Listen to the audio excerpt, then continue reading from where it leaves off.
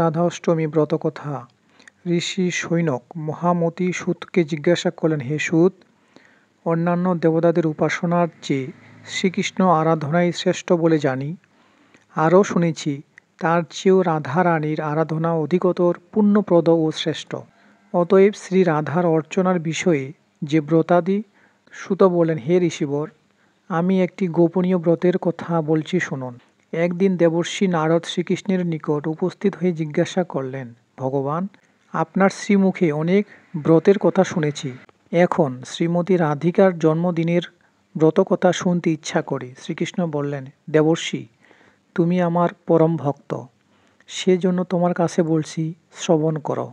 কোনো এক সময় সূর্যদেব ত্রিলোক ভ্রমণ করতে করতে নানা প্রকার ঐশ্বর্য দেখে মনে মনে তপস্যা সংকল্প করে মন্দার পর্বতের গুহায় কঠোর তপস্যা আরম্ভ করলেন। এইভাবে দীর্ঘদিন গত হলো। সূর্যের কঠোর তপস্যা আর পৃথিবীর অন্ধকারচ্ছন্ন থাকায় দেবতারা ভীত হলেন। ইন্দ্র দেবগণ সহ আমার কাছে এসে সব কথা বলে। আমি বললাম, হে দেবগণ, সূর্য থেকে তোমাদের কোনো ভয় নেই, তোমরা নিজ নিজ স্থানে যাও, আমি সূর্যদেবকে তপস্যা থেকে নিরস্ত করব। তারপর আমি সূর্যের কাছে গেলাম। সূর্য আমাকে দেখে খুব আনন্দিত হলেন। তিনি বললেন, হে শ্রীহরি, আপনার দর্শন পেয়ে আমার জন্ম ও তপস্যা সার্থক হলো। যিনি সৃষ্টি স্থিতি সংহার কর্তা ব্রহ্মা বিষ্ণু মহেশ্বর, যাকে সবসময় চিন্তা করেন, তাকে দর্শন করে আমি ধন্য হলাম। আমি সন্তুষ্ট হয়ে সূর্যকে বললাম, হে দিবাকর, তুমি তপস্যায় সিদ্ধিলাভ করেছ, এখন বর প্রার্থনা করো।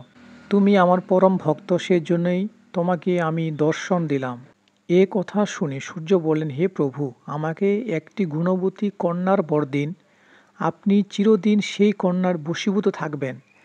এছাড়া আমার আর কোনো ইচ্ছা নেই। আমি তথাস্তু বলে তাকে বললাম, এই ত্রিলোকে আমি একমাত্র শ্রী রাধিকারই বশীভূত।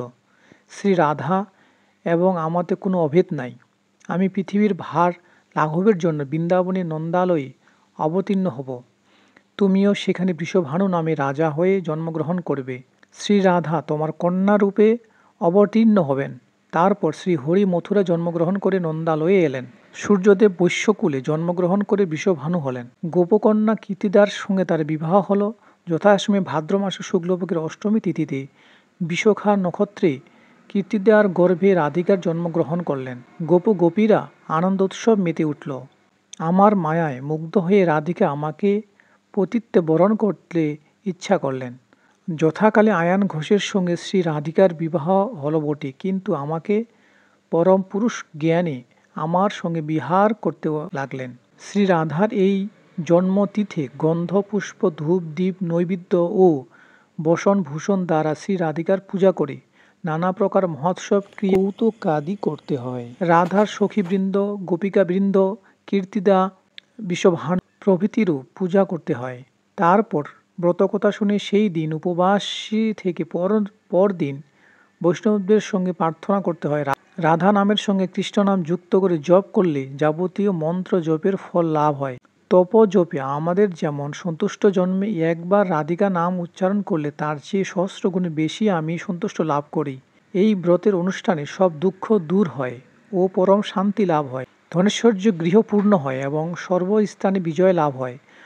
ভক্তের কাছে এই ব্রতের কথা বললে সমস্ত অমঙ্গল দূর হয়, কিন্তু ভণ্ড পাষণ্ড ভক্তিহীন নাস্তিকের কাছে প্রকাশ করলে অমঙ্গল হয়। শ্রীকৃষ্ণের কাছে এই কথা শুনে নারদ মর্তে এই ব্রত প্রচার করলেন আর নিজেও ব্রত পালন করলেন। জয় শ্রীকৃষ্ণ। রাধে।